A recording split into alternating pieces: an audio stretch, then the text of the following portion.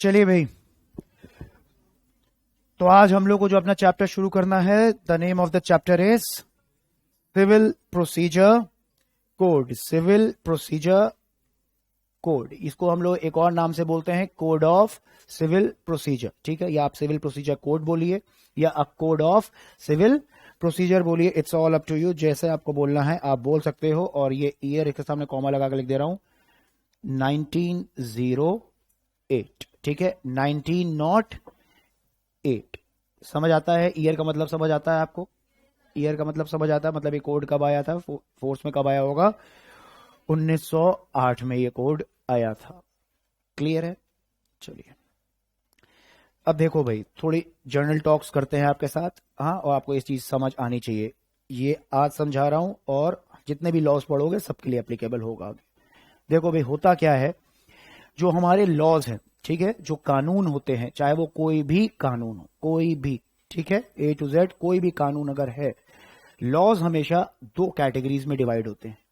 ठीक है, लॉज हमेशा दो कैटेगरीज में डिवाइड होते हैं। और वो कैटेगरीज है, या तो वो लॉ का नेचर होगा सब्सटैंटिव, या तो वो होता है प्रोसीजरल। ठीक है, लॉ कैसे होते हैं? या तो वो सब्सटैंटिव लॉज होंगे, या तो वो कैसे होंगे? प्रोसीजरल लॉज होंगे। दो तरीके के लॉज हमेशा होते हैं। सब्सटैंटिव लॉज वो लॉज होते हैं, सब्सटैंटिव लॉज वो लॉज होते हैं जो कि आपकी राइट्स को क्रिएट करते हैं, जो आपकी एक ड्यूटीज को क्रिएट करते हैं, जो आपके ऊपर एक कोई रिस्पॉन्सिबिलिटी क्रिएट करते हैं, जो आपकी लायबिलिटीज क्रिएट करते हैं, जो आपके ऊपर एक ऑब्लिगेशन क्रिएट करते हैं। समझ आ रहा है? तो मैं इन शॉर्ट बोल सकता हूं कि सब्सटैंटिव लॉज एक ऐसे लॉज होते हैं जो राइट्स एंड लायबिलिटीज क्रिएट करते हैं, या ड्यूटीज क्रिएट करते हैं, या आपकी कोई रिस्पॉन्सिबिलिटी बताते हैं, या आपकी कोई ऑब्लिगेशन बताते हैं। ये होते हैं सब्सटैंटिव लॉज। समझ आ रहा है? तो मैं क्या बोल सकता हूं, सब्सटैंटिव लॉ कौन से होते हैं सर? क्या करते हैं ये? विच क्रिएट्स, मैं बोल सकता हूं राइट्स, ड्यूटीज, liabilities, responsibilities, और एक और बोल सकता हूं कि obligations। obligations को बोल दो या liabilities बोल दो, one and the same thing, यही हो सकता है। obligations ये आपको करना पड़ेगा, ये आपकी ड्यूटी है, ये आपका अधिकार है, हो सकता है ये आपकी रिस्पॉन्सिबिलिटीज है। तो ये होते हैं सब्सटेंटिव लॉज। इनका काम होता है सिर्फ ये करना। अब देखो, अलग अलग सब्सटेंटिव लॉ को कुछ मैंने एग्जांपल्स लिखे हैं आपके सामने। Number one is contract act लिखा है कि नहीं? कॉन्ट्रैक्ट एक्ट लिखा है, नेगोशिएबल इंस्ट्रूमेंट्स एक्ट लिखा है, सेल ऑफ गुड एक्ट लिखा है, कंपनीज एक्ट लिखा है, इनकम टैक्स एक्ट लिखा है, इंडियन पीनल कोड लिखा है, और एक्सेप्ट्रा भी लिख दिया। ऐसे और भी बहुत से लॉज हैं। अब मतलब क्या हो रहा है इसका? मतलब कैसे हो रहा है कि भाई ये ऐसे लॉज होते हैं जो आपकी राइट्स क्रिएट करते हैं, ड्यूटीज हैं, ऑब्लिगेशंस है, लायबिलिटीज हैं, ये ऐसे कुछ कानून होते हैं। अब सोचो, इंडियन कॉन्ट्रैक्ट एक्ट पता है आपको? इंडियन कॉन्ट्रैक्ट एक्ट के बारे में जानते होगे आप लोग? हाँ, CSW में पढ़ा होगा थोड़ा सा। ठीक है, ब्रीच ऑफ कॉन्ट्रैक्ट वर्ड सुना होगा कुछ। ठीक है, मैं बोलता हूं दो लोग हैं, the Mr A and Mr B, दो लोग हैं। ठीक है, मिस्टर ए और मिस्टर बी में कोई कॉन्ट्रैक्ट होता है for the supply of some goods, हो सकता है कॉन्ट्रैक्ट। ठीक है, कॉन्ट्रैक्ट के अंदर एंटर करेंगे दोनों। ठीक है, उनके जो essential elements under section 10 of contract act है वो सब फुलफिल होता है। मैं बोलता हूं एक वैलिड कॉन्ट्रैक्ट उनके बीच में बन गया। ठीक है, मिस्टर एक्स बोलता है कि I will supply you goods, और मिस्टर वाई बोलता है I will pay you money. Simple, कोई दिक्कत, कोई परेशानी नहीं है। ठीक है, मिस्टर बी ने क्या किया? मिस्टर बी ने क्या किया, उस गुड्स के लिए, जो उसको गुड्स खरीदने हैं, उसके लिए उसने एडवांस में पेमेंट कर दी। हो सकता है, हाँ, पेड इन एडवांस। भाई पूरी फुल एंड फाइनल पेमेंट पूरी आपको एडवांस में दे, भरोसा है, कोई दिक्कत नहीं, कॉन्ट्रैक्ट भी बना हुआ है, आपको पूरी एडवांस में दे दी, पूरी लिखत पढ़ी हो गई, हो गया, एडवांस में पेमेंट दे दी। जिस दिन डिलीवरी करनी, मिस्टर ए बोलते हैं कि I will deliver you this goods after 1 month, 1 महीने के बाद आपको डिलीवर कर देंगे। हो सकता है ऐसा। पेमेंट आती है, अब आती है डिलीवरी की डेट, ड्यू डेट आ गई। ठीक है, 1 महीना क्रॉस होता है। अब भाई मिस्टर बी बोलता है हाँ जी भाई, मेरे गुड्स ये अभी तक पहुंचे नहीं है। ठीक है, मिस्टर ए क्या करता है? गुड्स को सप्लाई नहीं करता है। आता है समझ? मिस्टर ए क्या करता है? सप्लाई नहीं करता है। इसको क्या बोलते हैं हम लोग? Breach of contract. इसको क्या बोलते हैं? Breach of contract. कैसे हो रहा है? Because of non performance, performance नहीं हो रहा तो उससे क्या हो गया? ब्रीच ऑफ कॉन्ट्रैक्ट हो गया। जैसे ही ब्रीच ऑफ कॉन्ट्रैक्ट होता है, जैसे ही ब्रीच ऑफ कॉन्ट्रैक्ट हुआ, अब एक आप बात बताओ, जो मिस्टर बी है, जिनको गुड्स लेने हैं और जिन्होंने ऑलरेडी पेमेंट कर दी है, उनकी क्या राइट्स थी? कुछ उनका क्या अधिकार था टू गेट दी गुड्स? अधिकार आ रहा था उसके पास। कहां से अधिकार आ रहा था? इस कानून से आ रहा था कि उनके पास अधिकार है to get the goods from Mr A. समझ आ रहा है? मगर हुआ क्या? यहां जाके हुआ क्या? ब्रीच हो गया। उनके जो अधिकार थे उनको क्या हो गया? वो इन्फ्रिंज हो गए, इन्फ्रिंज हुए। समझ आ रहा है? क्लियर है? तो जो अधिकार मिला, जो अधिकार मिला वो आया कहां से आपके पास? टू गेट दी गुड्स आया कहां से? वो आपके इस कॉन्ट्रैक्ट से, इस कानून से आ रहा है। समझ आ रहा है? वो इस कानून से आता है। गेटिंग और नॉट? समझ आ रहा है? तो ये सब्सटेंटिव लॉज ऐसे लॉज होते हैं जो क्या करते हैं? हम लोग को अधिकार देते हैं या लाइबिलिटीज बताते हैं। जब जैसे क्या हुआ, मिस्टर बी की लाइबिलिटी, जो आपका मिस्टर ए था उसकी लाइबिलिटी भी तो क्रिएट करी ना इसने, कि you are liable to supply the goods. हो रहा है कि नहीं? ये भी तो आ रहा है यहां से। समझ आ रहा है? कुछ भी बोल सकते हो, ड्यूटीज आ रही है, आपकी रिस्पॉन्सिबिलिटी है, कुछ भी आप बोल सकते हो, आपकी ऑब्लिगेशन है। कहां से आ रहा है? सब कुछ आएगा लॉज। तो सब्सटेंटिव लॉज ऐसे ही लॉज होते हैं जो ये सब चीजें करते हैं। अब आपको इन जनरल बताता हूं, सब्सटेंटिव लॉ जो है ना, अगर मैं इसको और बाइफिकेट कर दूं तो मैं बोलता हूं दो तरह के सब्सटेंटिव लॉ, एक होगा सिविल और एक होगा क्रिमिनल। हो सकता है एक होगा सिविल, एक होगा क्रिमिनल। अब जो सिविल वाला है, सिविल वाला जो होता है सब्सटेंटिव लॉ, वो उनके काम यही सब होते हैं। ये क्या करता है? क्रिएट करता है right, duty, responsibility and all, ये सब सिविल वाले करते हैं। अब जो क्रिमिनल वाला अगर आपका बोले, जो क्रिमिनल वाला सब्सटेंटिव लॉ है वो है आपका इंडियन पीनल कोड, आईपीसी। ये एग्जांपल के थ्रू टॉर्ट आएगा सिविल में। हाँ, टॉर्ट लॉ सिविल लॉज है, वो भी आएगा, सब आएगा, बहुत से लॉज हैं ऐसे। मगर क्रिमिनल की बात करें, क्रिमिनल में आ रहा है आपका कौन सा? मैंने बताया एज पर द एग्जांपल। अब आईपीसी जो है, अब आईपीसी जो है वो क्या है आपका? Indian Penal Code. ये जो आपका है ये भी सब्सटेंटिव लॉ है, ये भी एक सब्सटेंटिव लॉ है। समझ आता है? मगर ये किसका है? ये कौन सा है? क्रिमिनल नेचर का है, ये क्रिमिनल नेचर का है। अब ये जो आईपीसी है ना, ये जो इंडियन पीनल कोड है, ये क्या बताता है? ये डिफाइन करता है, क्या डिफाइन करता है? ये डिफाइन करता है, ये डिफाइन करता है क्राइम्स को। ये डिफाइन क्या करता है? क्राइम्स को। ये डिफाइन करता है क्राइम्स को, और साथ साथ उस क्राइम की क्या सजा होगी, पनिशमेंट, उसके साथ साथ ये बताता है उसकी पनिशमेंट्स को। समझ आता है? क्या बता रहा है? कि भाई ये पर्टिकुलर चीज क्राइम है, ये पर्टिकुलर एक्ट अगर आप करते हैं इसको हम बोलते हैं क्राइम, ठीक है, एज पर इंडियन पीनल कोड, और इसकी क्या सजा है वो भी बताता है इंडियन पीनल कोड। ये काम होता है, दैट्स इट। इसके अलावा कुछ नहीं है। अगर सिविल साइड को देखें, सिविल सब्सटेंटिव लॉ को देते हैं तो वो आपकी राइट्स बताएगा, ड्यूटीज, लाइबिलिटीज, रिस्पॉन्सिबिलिटीज, ये बता दे, छोड़ देगा, बस यही बताएगा कि ये आपका अधिकार है, ये आपकी लाइबिलिटीज है, ये ऑब्लिगेशंस है, दैट्स इट, बस उतना ही बताएगा। और जो आपका क्रिमिनल साइड का होगा वो आपको क्या बता देगा? कि भाई ये particular act is a crime और इस क्राइम की क्या है सजा, दैट्स इट, बस और कुछ नहीं। यही बताता है सब्सटेंटिव लॉ। समझ आ रहा है? अब एक बात बताओ, सब्सटेंटिव लॉ की बात कर रहे हैं, सिविल वाली बात करते हैं, क्रिमिनल की हम लोग बाद में बात करेंगे, ठीक है। अब सब्सटेंटिव की बात करते हैं। आपका अधिकार तो उसने बता दिया, कानून ने आपका अधिकार तो बता दिया कि आपका ये अधिकार है, ये आपके राइट्स हैं, ठीक है, ये आपकी ड्यूटीज हैं। मगर भाई एक बात बताओ, सिर्फ आपने मुझे मेरे अधिकार बताए हैं, ठीक है, कि ये मेरे पास अधिकार है, पैसा लेने का मेरे पास अधिकार है, मैं ले सकता हूं, मगर भाई साहब लेंगे कैसे? लेंगे कैसे? आपने तो खाली बता दिया ना कि बस ये हमारे अधिकार है, समझ आ रहा है, मगर उसको हम लेंगे कैसे? उसको एनफोर्स कैसे कराया जाए? फिर बताना से कुछ होगा क्या? बताने से तो कुछ होगा ही नहीं। आपने ये बता दिया कि हाँ भाई ये क्राइम है, हाँ भाई ये इसकी सजा है, समझ आया? हाँ, किसी ने किसी को चाकू मारा, बोल दिया इस एक्ट को, इस चाकू मारने वाले एक्ट को हम मर्डर बोलते हैं। अगर जानबूझ के इंटेंशनली करा जा रहा है तो हम बोलते हैं, इसको बोलते हैं मर्डर। ये लिखा है पीसी में, इसको बोलेंगे मर्डर। और साथ में क्या लिखा है कि अगर कोई मर्डर करता है as per section 300 of Indian Penal Code, तो उसको 302 के तहत, सेक्शन 302 के अंदर उसको ये सजा हो सकती है। 14 साल की जेल या उससे ज्यादा या उम्र कैद या डेथ पेनल्टी, ये सब उसके अंदर लिखा हुआ, लिख दिया, सब्सटेंटिव लॉ लिख दिया। अब किसी ने किसी को मर्डर कर दिया है, हाँ, किसी ने किसी से ब्रीच ऑफ कॉन्ट्रैक्ट कर दिया है, समझ आ रहा है, मगर भाई साहब ये तो आपने बताया है ये होता है, मगर सजा उसको मिलेगी कैसे, सजा कैसे मिलनी है? या सर जो ब्रीच ऑफ कॉन्ट्रैक्ट हुआ, जो हमारा अधिकार है, हमको उसकी कॉम्पनसेशन, उसकी डैमेजेस कैसे मिलेंगे? उसके लिए बनाया गया है क्या? उसके लिए बनाया गया है ये प्रोसीजरल लॉ, उसके लिए बनाया गया है procedural law.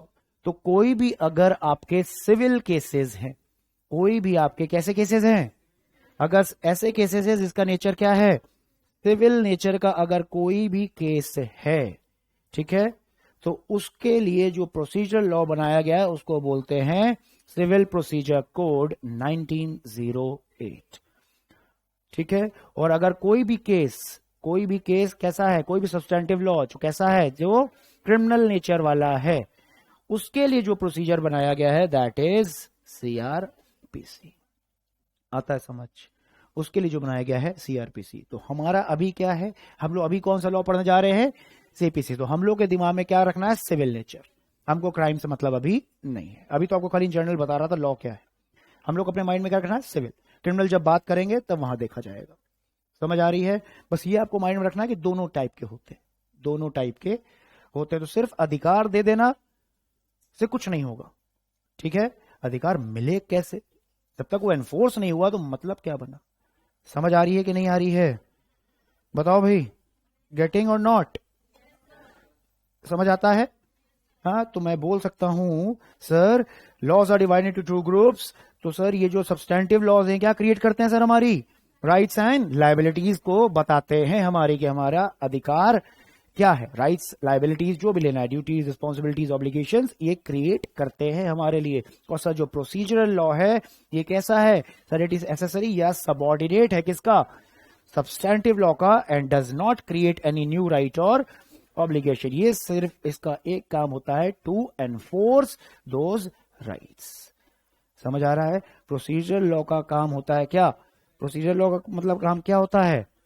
To enforce the rights, उसको एनफोर्स कराने का काम होता है प्रोसीजरल लॉ का। दैट्स इट, उसके अलावा कोई काम नहीं है। समझ आती है? समझ आती है? अब आपको मैं बात बताता हूं, ये जो दोनों लॉज है ना, चाहे सब्सटैंटिव हो और जो ये प्रोसीजरल हो, ये एक दूसरे के बिना चल ही नहीं सकते, ये हमेशा इंटरडिपेंडेंट रहते हैं दोनों पे। अगर सिर्फ और सिर्फ मैं बोलूं सिर्फ सब्सटैंटिव लॉज एग्जिस्ट करते हैं, प्रोसीजरल लॉ कोई है ही नहीं, तो कोई फायदा रह जाएगा सब्सटैंटिव का? आप खुद बताओ, कोई फायदा रह जाएगा? हाँ, बता दिया भाई ये क्राइम है, ये सजा है, बस बता दिया, कुछ होना थोड़ी है। अगर प्रोसीजरल लॉ ही कुछ नहीं है, कोई प्रोसीजर ही फॉलो नहीं होना, तो मतलब क्या हुआ? बता दिया भाई आपका अधिकार है, क्या हो जाएगा जब तक प्रोसीजर नहीं रहेगा, ठीक है। और अगर सिर्फ प्रोसीजर है और सब्सटैंटिव ही नहीं है तो उसका कोई रोल ले जाएगा? पता नहीं चलेगा हमारे अधिकार क्या है, पता नहीं चलेगा क्राइम क्या है, पता नहीं चलेगा सजा क्या होती है। समझ आ रहा है? तो ये दोनों का नेचर क्या है? दोनों इंटरडिपेंडेंट होते हैं, एक के बिना दूसरा नहीं चल सकता। समझ आता है? क्लियर है? बताओ भाई, समझ आ रहा है? अच्छा, अगर अगर अगर कोई भी कॉन्ट्रडिक्शन होता है between the substantive law and the procedural law, अगर कोई भी कॉन्ट्रडिक्शन होता है, कोई भी कॉन्फ्लिक्ट होता है बिटवीन द टू लॉज, कौन से लॉज? या तो सब्सटैंटिव या तो भाई procedural, then in that case substantive law will always prevail the procedural law, always and always prevail the procedural law. कैसे कैसे कैसे? अब सुनो, एग्जाम्पल लेते हैं, एज्यूम करते हैं कोई केस, ठीक है। एज्यूम करते हैं, जैसे मैंने आपको एग्जाम्पल अभी कौन सा दिया था, इंडियन कॉन्ट्रैक्ट एक्ट का दिया था, ब्रीच ऑफ कॉन्ट्रैक्ट का, उसी एग्जाम्पल को एज्यूम करते हैं, ठीक है, कि भाई there is a breach of contract, Mr A ने गुड्स को सप्लाई नहीं किया है और मिस्टर बी ने ऑलरेडी पेमेंट दे दिया है, तो मिस्टर बी के पास राइट आ जाता है, अधिकार आता है टू गेट दी मनी। हो सकता है कि नहीं, to get the damages, to get the compensation, आता है उसके पास एक अधिकार, ठीक है, उसके पास एक अधिकार आता है। अब होता क्या है इसके आगे? अब मैं एज्यूम कर रहा हूं, एज्यूम कर लो कि कोई ऐसा लॉ है, अब इंडियन कॉन्ट्रैक्ट का एक को मान लेते हैं कि जहां पे ये ब्रीच हुआ, तो इंडियन कॉन्ट्रैक्ट एक्ट में मैं मान रहा हूं कि वहीं पे एक प्रोसीजर दिया हुआ, वहां क्या लिखा हुआ है कि अगर आपके साथ कोई ब्रीच ऑफ कॉन्ट्रैक्ट करता है then in that case you have to follow this procedure given in this particular act. उसी कॉन्ट्रैक्ट एक्ट में प्रोसीजर दिया है, अगर आपके साथ कुछ ऐसा होता है टू एनफोर्स योर राइट्स, आप ये प्रोसीजर फॉलो करेंगे. That's it. समझ आ रहा है? मगर उसके अलावा भाई सिविल प्रोसीजर कोड भी बना हुआ है, उसमें भी प्रोसीजर दिया हुआ है टू एनफोर्स द राइट्स. कौन सा प्रोसीजर फॉलो करोगे आप?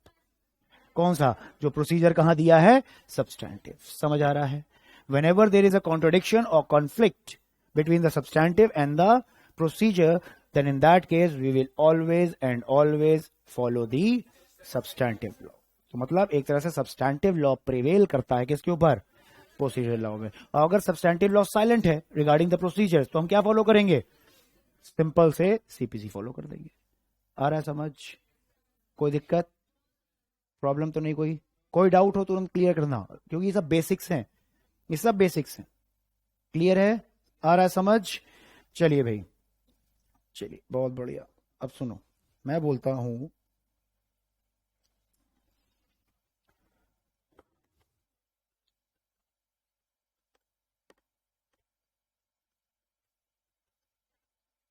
आपके कुछ राइट्स एंड लायबिलिटीज होती हैं, ठीक है?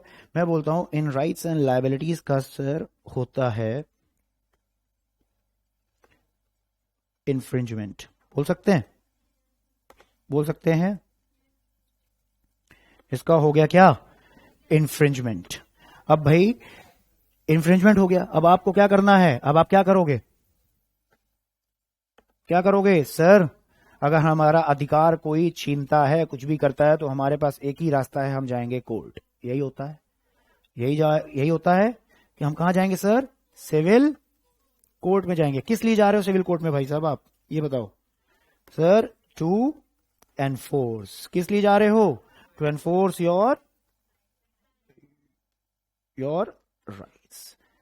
तो अगर हमारे अधिकार का कुछ भी इन्फ्रिंजमेंट होता है, then to enforce those rights we always and always go to civil court. यही होता है. सिविल कोर्ट में जाओगे. अब आप क्या हुआ? अब आप कोर्ट पहुंच गए, कोर्ट में अपने अपना केस दर्ज किया, जो भी किया वो आगे बात करेंगे अभी हम लोग. अब कोर्ट गए. अब कोर्ट क्या करेगा भाई?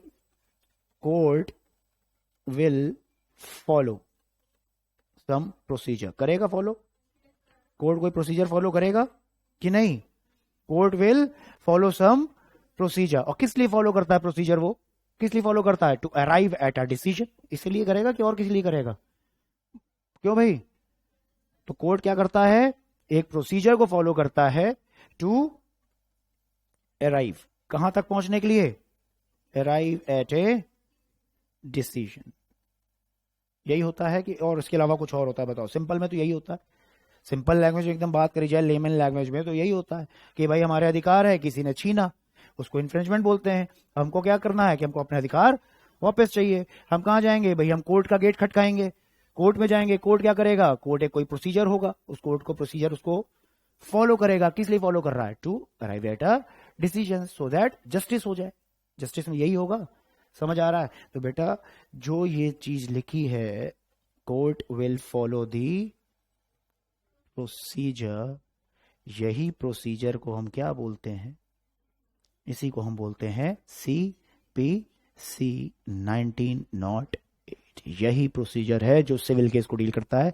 वो है सिविल प्रोसीजर कोड 1908. और सर ये एक ऐसा कोड है, ये प्रोसीजर लॉ है कि आपकी राइट्स एंड लायबिलिटीज को क्रिएट नहीं करता है. इसका काम वो है ही नहीं, इसका काम नहीं है. तो मैं लिख देता हूं, it does not create nor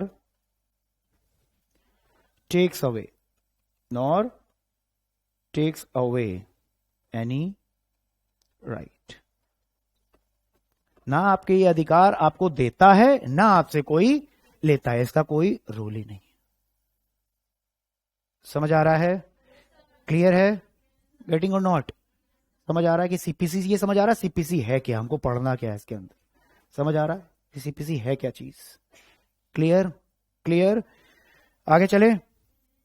अब जो हमारा कोड है, ये देखिए, अब हमारा जो कोड है इसको थोड़ा ध्यान से पढ़ना, लिखने की जरूरत नहीं अभी. अब जो हमारा कोड है वो दो पार्ट में डिवाइड है. किस में डिवाइड है? दो पार्ट में डिवाइड है, part 1 and part 2। Part 1 and part 2, जो पार्ट 1 है हमारा उसको हम लोग बोलते हैं बॉडी ऑफ द कोड। उसको क्या बोलते हैं हम लोग? Body of the code. इसको बोलते हैं बॉडी, इसको बोलते हैं body of the code, part 1। ठीक है, और पार्ट 1 जो बॉडी है, it contains 158 sections. 158 section, 158 section है पूरे सीपीसी के अंदर। उसको हम लोग बोलते हैं पार्ट 1। और पार्ट 1 मतलब ये है हमारी पूरी body. This is the body of the code. और ये जो बॉडी है, अभी जो 158 सेक्शंस दिए हैं, इसके अंदर क्या लिखा है? ये जितने भी 158 सेक्शंस हैं, इसके अंदर क्या बताया गया है कि कोड के पास क्या क्या पावर्स हैं। अलग अलग सेक्शन में अलग अलग चीजें बताई हुई है कि कोड के पास, मतलब ये जो सेक्शंस है ना, 158 सेक्शंस जो हैं, या पहला पार्ट है, जो सिंपल में बोलूंगा, द पार्ट 1 जो आपका है, पार्ट ए जो है आपका सीपीसी का, जो सेक्शंस के हैं 158 सेक्शंस के, it only creates the jurisdiction of the code. ये इनकी बातें करेगा कि कोर्ट के पास ये पावर है, कोर्ट के पास ये पावर है, कोर्ट ये कर सकता है, कोर्ट ये नहीं कर सकता है। पावर्स उनकी क्या बताएगा? पावर। अलग अलग सेक्शन में अलग अलग चीजें लिखी हुई है। तो लिखा हुआ, इट क्रिएट्स दी जुरिसडिक्शन, और या बोल सकते हैं it lays down the general principles. किससे रिलेटेड?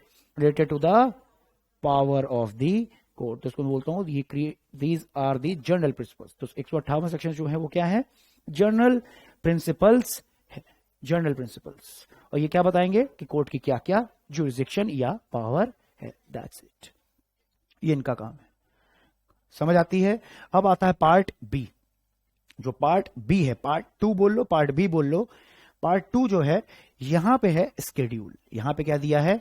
स्केड्यूल। स्केड्यूल नंबर 1, जो स्केड्यूल नंबर 1 है, इसके अंदर 51 ऑर्डर्स हैं। इसके अंदर क्या है? 51 ऑर्डर्स है, और हर एक ऑर्डर के अंदर अलग अलग रूल्स हैं। हर एक ऑर्डर के अंदर क्या है? अलग अलग रूल्स हैं। समझ आता है? 51 ऑर्डर्स, और हर ऑर्डर में क्या है? Contains rules. अब ये ऑर्डर्स जो हैं, इनमें लिखा क्या है? इसमें लिखा है how to exercise that jurisdiction. मतलब जो आपको पावर दी गई है, किसके अंदर? 158 सेक्शंस में, उस पावर को आप यूज कैसे करोगे, उस पावर को आप एक्सरसाइज क्या करोगे। समझ आ रहा है? तो बेटा जो प्रोसीजर है ना, वो दिया है पार्ट, किसके अंदर दिया है? पार्ट 2 के अंदर दिया है। आपके पार्ट जो स्केड्यूल है, स्केड्यूल के अंदर दिया है प्रोसीजर। और जो सेक्शन है वहां प्रोसीजर नहीं दिया, सेक्शन से खाली जनरल प्रिंसिपल्स बताए हैं कि आपके पावर्स क्या क्या हैं। तो मेनली अगर देखा जाए तो सिविल प्रोसीजर कोड के अंदर जो प्रोसीजर्स हैं, हाँ, कि कोड को क्या क्या करना है, कैसे कैसे करना है, वो सब कहां दिया है? पार्ट 2 में, मतलब शेड्यूल नंबर 1 में, मतलब उनके ऑर्डर्स में लिखा हुआ है। समझ आती है? तो मैं एक तरह से बोल सकता हूं कि सर जो सिविल प्रोसीजर कोड है ना, सिविल प्रोसीजर जो कोड है, ये दोनों टाइप का है। इसके अंदर कुछ इसका सब्सटेंटिव पोर्शन भी है, जो उनकी चीजें बताता है, पावर्स एंड ऑल बताता है, और एक पोर्शन ऐसा है जो प्रोसीजर बताता है। बोल सकते हैं जनरल प्रिंसिपल जो है वो प्रोसीजर तो है नहीं, वो क्या है, उसका नेचर कैसा है? सब्सटेंटिव नेचर है, वो खाली बताता है। और उसको एक्सरसाइज कैसे करना है वो कहां दिया है? पार्ट 2। समझ आ रहा है? ये सिविल प्रोसीजर कोड का स्ट्रक्चर है पूरा। गेटिंग और नॉट? आ रहा है समझ? क्लियर है? क्लियर है? पक्का? हाँ। अब जैसे मैं बोल सकता हूं, जैसे ये आपका पार्ट 1 है, पार्ट 1 में सेक्शन है, वहां पे लिखा है कि हाँ भाई कोर्ट समन भेज सकता है, कोर्ट समन भेज सकता है। समन मीन्स नोटिस। समझ आता है? समन भेज सकता है। कैसे भेजना है, कब भेजना है, किस मोड में भेजना है। समझ आ रही? ये कहां लिखा है? ऑर्डर्स में। समझ आ रहा है? तो इसने क्या बताया? पार्ट 1 ने क्या बताया? हाँ, court can send the summon, notice भेज सकता है। खाली इसने ये बताया, और कुछ नहीं लिखा वहां पे। कब भेजना, कैसे भेजना, किस मोड में भेजना, अगर भेजा बंदा नहीं मिला फिर क्या करना, वो सब कहां लिखा है? समझ आ रहा है ना? ये डिफरेंस बस यही है, और कुछ नहीं। राइट नहीं दे रहा है, पावर्स बता रहा है। तभी तो बोल रहा हूं सब्सटैंटिव नेचर का है। नेचर जो इसका है वो कैसा है? सब्सटैंटिव नेचर है। ठीक है। और जो प्रोसीजर पार्ट होता है वो कहां पे आ गया आपका? ऑर्डर्स के अंदर। और 51 ऑर्डर्स आपको लग रहा है कि खाली 51 ही तो है, मगर हर ऑर्डर के अंदर जितने पॉइंट्स लिखे उनको है, वो उसको रूल्स दिखाऊं एक बार, देखना चाहोगे? रुको मैं आपको दिखाता हूँ। कोड ऑफ सिविल प्रोसीजर, ये देखो बेयर एक्ट दिखाता हूं मैं। देखो ध्यान से एक बार देखो, देखिए कोड ऑफ सिविल प्रोसीजर लिखा हुआ है आपका,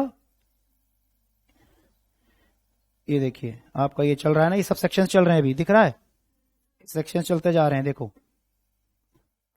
सेक्शंस चलते जा रहे हैं। और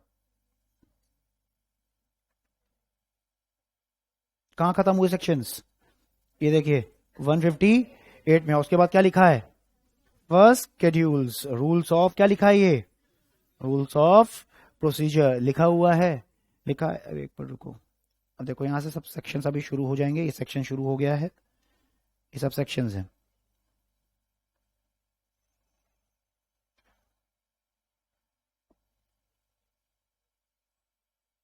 सब सेक्शंस लिखे हुए हैं, इसके आगे मैं आपको दिखाता हूं एक चीज।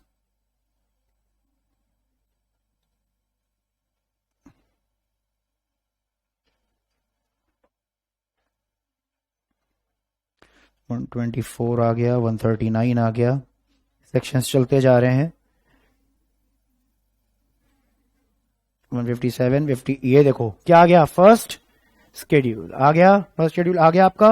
और क्या लिखा है, ऑर्डर नंबर 1, ये क्या लिखा है, ऑर्डर 1। और ऑर्डर के अंदर क्या दिख रहा है आपको, ऑर्डर 1 के अंदर क्या लिख रहा है, रूल्स। मैंने क्या बोला, एवरी ऑर्डर कंटेन्स रूल्स। अब ऑर्डर आपको दिखा ऑर्डर 1 है, मगर ऑर्डर 1 के अंदर रूल्स नंबर पढ़ो कितने लिखे हैं, दिख रहा है।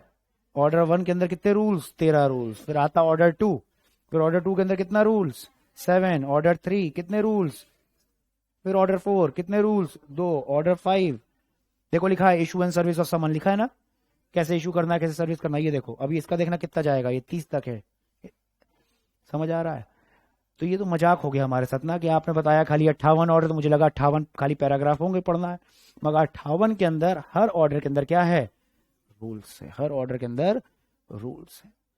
समझ आ रही है, क्लियर है। तो मेन प्रोसीजर इधर है, वहां तो खाली आपको पावर तो कुछ नहीं है, ज्यादा थोड़ी था। ये देखो कहां पे खत्म हो गया, ये देखिए आप 158 जो आपके सेक्शंस हैं छोटे छोटे हैं, यहां तक हैं, कितने पेज, 301 पेजेस हैं, total 48 pages, that's it, sections खत्म। समझ आ रहा है, 301 पेज है, 301 में से खाली 48 क्या है, सेक्शन, दैट्स इट। उसके आगे जो पूरी कहानी है वो प्रोसीजर की है। अब जो 250 पेज बच गए ना, वो क्या है, प्रोसीजर्स। समझ आ रहा है, क्लियर है। तो घबराओ ज्यादा नहीं, हम लोग को पूरा डिटेल में नहीं जाना है। ये आप डिटेल में पढ़ोगे कब, ये आप पढ़ोगे जब आप एलएलबी करोगे ना, वहां पे आपका आएगा, ठीक है। एलएलबी में पूरा डिटेल में आता, यहां पे आपका डिटेल में नहीं आएगा, यहां पे आपका बेसिक्स आएंगे पूरे, जो इंपॉर्टेंट चीजें हैं वो आपको मैं यहाँ पे समझा दूंगा अभी। क्लियर है, आता है समझ, तो समझ आ गया ना क्या स्ट्रक्चर है आपका सीपीसी का, इतना समझ आ रहा है ना। चलिए भी, अच्छा अब देखो एक और चीज लिखी, नीचे एक नोट लिखा हुआ है। नोट में क्या लिखा है, नोट में क्या लिखा है, if contradiction between section and rule. अब भाई सेक्शंस और रूल में अगर कोई भी कॉन्ट्रोडिक्शन होता है, then in that case sections will always prevail over the rules, ठीक है। अगर कोई भी कॉन्फ्लिक्ट या कॉन्ट्रोडिक्शन आता है between part A and part B, बोल सकता हूं ऐसा, then in that case part A will prevail over part B. आता है समझ, इतना क्लियर है, क्लियर है। क्योंकि पार्ट ए हमारा क्या है, पार्ट ए को हम बोलते हैं ना सब्सटैंटिव नेचर का, और हमको सर पता है substantive will prevail over the procedure, पता है ना हमको, ये तो क्लियर है ना। उसके लॉ मेकर के ऊपर है, हटाना चाहे हटाए, नहीं हटाना चाहे नहीं हटाए। उसी पॉइंट पे आ रहा हूं, देखो अब सुनो। अब होता क्या है, दो पार्ट है हमारे पास, ठीक है, पार्ट 1 है एंड पार्ट 2 है। अब पार्ट 1 में अगर कुछ चेंजेस करने हैं, पार्ट 1 का मतलब सेक्शंस में अगर कुछ भी चेंजेस करने हैं, then in that case, sections में चेंजेस का मतलब क्या, लॉ को अमेंड ही कर रहे हो ना आप। सेक्शंस में अगर कुछ भी चेंजेस करने हैं, देन इन दैट केस किसी के पास भी पावर नहीं है, एक ही के पास पावर है, वो है हमारा पार्लियामेंट, दैट्स इट। समझ आती है, मतलब कोर्ट के पास भी पावर नहीं है टू चेंज और अमेंड और alter any of the sections given in the body, जो बॉडी ऑफ द कोड है उसमें कोई भी सेक्शंस को अमेंड करने की पावर नहीं है, सिर्फ एक ही के पास पावर है, वो है हमारा लेजिस्लेचर, जो हमारा भारत का पार्लियामेंट है जो हमारा, ठीक है, इंडियन लेजिस्लेचर जो है वही खाली उसी के पास पावर है। ये किसकी बात हुई? पार्ट 1 की, सिर्फ 158 सेक्शंस की। अब आते हैं दूसरी जगह, जो प्रोसीजर्स हैं, ठीक है, जो प्रोसीजर्स हैं वैसे तो ये भी चेंज नहीं होते, मगर कुछ सेक्शन के तहत, कुछ सेक्शंस के हिसाब से ऑफ द सीपीसी, ठीक है, उनमें क्या करा गया, कोर्ट को पावर दी गई है, कोर्ट को क्या दी गई है? पावर दी गई है कि आप अपने प्रोसीजर्स बना सकते हो, आप अपने रूल्स बना सकते हो। क्या पावर दी गई है? आप अपने रूल्स बना सकते हो, मगर आप जो रूल्स बनाओगे वो एक दायरे में होना चाहिए। आपके रूल्स ऐसे नहीं होने चाहिए जो कि इन रूल्स को ब्रेक करे। समझ आ रहा है? समझ आ रही है कि नहीं आ रही है? तभी आज की डेट में अलग अलग जो हाई कोर्ट्स हैं उनके खुद के रूल्स होते हैं। सुना है आपने? सुना है? हाई कोर्ट के रूल्स होते हैं ना, कैसे होते हैं? वो रूल्स को फॉलो करते हैं कि नहीं करते हैं? फॉलो करते हैं। क्यों करते हैं? क्योंकि उनको पावर दी गई है। समझ आ रही है? क्लियर है? ये देखिए क्या लिखा, the provisions of the body of the code. Body of the code का मतलब सर हमारा 158 सेक्शन की बात कर रहा है क्या? Body of the code can be amended, और क्या लिखा है? Only by the legislature, and the court, क्या लिखा है? कैन नॉट ऑल्टर और amend the body of the code. Clear है? यही बोला था। क्लियर है? समझ आ रहा है? नेक्स्ट पे आते हैं। अब बात करते हैं किसकी? सर 51 ऑर्डर्स वाली बात करते हैं, सेकंड पार्ट की। देखो क्या लिखा है, the various high courts are empowered, क्या लिखा है? आर एम्पावर्ड टू ऑल्टर, या तो चेंज करना या तो ऐड करना, any rules in the schedules. जो स्केड्यूल है, स्केड्यूल नंबर 1, उसके अंदर क्या कर सकते हैं? ऑल्ट्रेशन भी कर सकते हैं कुछ, और कुछ एड ऑन्स भी कर सकते हैं। और किस सेक्शन के अंदर? Under section 122 to 127, 129, 130 and 131, and such new rules. अब आती मेन बात, जो रूल्स उन्होंने बनाए अपने लिए, एंड सच न्यू रूल्स, क्या लिखा है? Should not be inconsistent with the provisions of the body of the code. भाई इनकंसिस्टेंसी नहीं होनी चाहिए किसी के साथ, ये देख लेना आप। समझ आ रहा है? क्योंकि बॉडी ऑफ कोड के साथ अगर इनकंसिस्टेंसी हो गई, ऑब्वियस ही बात है कि body will prevail over the procedures. ये तो पता ही है हमको। तो बस ये देखना, आप रूल्स बनाइए, फॉलो करिए, मगर एक दायरे में रह के करिए। उसको आप क्रॉस करोगे तो भाई दिक्कत हो जाएगी। समझ आ रहा है कि नहीं आ रहा है? क्लियर है? तो माइंड में क्या रखना है कि सर जो 158 सेक्शंस दिए हैं, जो पार्ट 1 है, उसको चेंज करने की पावर सिर्फ और सिर्फ पार्लियामेंट के पास है, ठीक है, मगर जो पार्ट बी है उसको चेंज करने की पावर हाई कोर्ट के पास भी दी गई है। समझ आ रहा है? तो हाँ, हाई कोर्ट से रूल्स बनाते हैं अपने, वही फॉलो करते हैं नीचे वाले कोर्ट्स उनके। हाँ, वो तो अलग चीज हो गई, सुप्रीम कोर्ट चली जाएगी, हाई कोर्ट्स को पावर दी गई वैसे तो, ठीक है। क्योंकि हाई कोर्ट्स का क्या है ना, हाई कोर्ट क्या होते हैं, आपके स्टेट के एकदम टॉप पे होते हैं, यही होता है। हाँ, अब जो हाई कोर्ट करता है ना, उसके नीचे जितने भी कोर्ट्स है, डिस्ट्रिक्ट कोर्ट्स है, वो सब उनको फॉलो करते हैं, ठीक है। समझ आया? मैंने आपको कुछ एग्जांपल दिए भी होंगे, जब मैंने कोर्ट सिस्टम आपको पढ़ाया होगा तो मैंने दिल्ली हाई कोर्ट का भी आपको बताया होगा कि कोई भी केस की वैल्यू 2 करोड़ उससे ज्यादा होती है तो हमेशा कहा जाता है दिल्ली हाई कोर्ट में जाता है। बताया था मैंने। बॉम्बे हाई कोर्ट का बताया था, हाँ, चेन्नई का बताया 25 लाख, एक का 1 करोड़, ये कहां से आ रहा है? ये सब वहीं से आ रहा है, ठीक है। उनके रूल्स हैं, उनके रूल्स में लिखा हुआ है। समझ आता है? क्लियर है? तो अगर आज के बाद अगर आपसे कोई बोला कि हाँ क्या भाई सीपीसी को अमेंड करा जा सकता है, तो बोला जा सकता है हाँ भाई अमेंडमेंट तो हो सकती है, मगर कौन कर सकता है वो अलग अलग है सिस्टम। समझ आ रही है? वो अलग अलग सिस्टम है। और अगर ऐसा क्वेश्चन कुछ आता है कि whether the high court can make the rules या high court can alter the sections and all, तो वहां पे आपका आंसर नो होगा, सेक्शंस नहीं, रूल्स बना सकते हैं उधर। समझ आ रहा है? क्लियर है? चलिए, एग्जाम्पल वैसे आपको ऑलरेडी आता है, मगर मैं हल्का सा फिर से बता देता हूं भाई क्या हुआ है। हुआ क्या है, वैसे मैंने एग्जांपल अभी ब्रीच ऑफ कॉन्ट्रैक्ट कर लिया था, एक और एग्जांपल ले लेते हैं, इन्फ्रिंजमेंट ऑफ वोटिंग राइट्स। ये टॉर्ट का एग्जांपल एक तरह से बोलते हैं इसको हम, ठीक है, लीगल इंजरीज। हाँ, आता है कि नहीं? हाँ, समझ आता है? देखिए भाई, हुआ क्या, आप लोगों की एज सब 18 साल के ऊपर है। हाँ, जो भी 18 साल के ऊपर है बहुत बढ़िया, नीचे है कोई दिक्कत नहीं, हो जाओगे, ठीक है। उसके बाद क्या होगा, आपके पास वोटर आईडी आती है। हाँ, वोट देने का अधिकार आता है आपके पास, क्योंकि भाई हमारी जो सरकार है वो क्या है, डेमोक्रेटिक है, ठीक है। तो सबको वोट देने का अधिकार होता है। अब आप क्या करें, आप 18 साल के बस हुए ही हो, वोटर आईडी घर वालों ने बनवा दिया है, पहली बार क्या करने जा रहे हो, वोट देने जा रहे हो, ठीक है। अपने एरिया में जाते हो, देखते हो हर एरिया डिवाइड हो जाता है, ठीक है। वोटर लिस्ट में आपका नाम एंड ऑल सब आता है। आप जाते हो पोलिंग बूथ, आप वहां पे पहुंचते हो, अपना वोटर आईडी लेके जाते हो, वहां पे पोलिंग मास्टर बैठा हुआ है। पोलिंग मास्टर के पास क्या बोलते हो, ये मेरा वोटर आईडी है, और वो क्या करेगा, लिस्ट निकालता है, लिस्ट में आपका चेक करेगा नाम, ठीक है। लिस्ट निकालेगा, वहां चेक करेगा, टिक लगाएगा, आपको बोलेगा जाइए आप वोट दीजिए, ये होता है।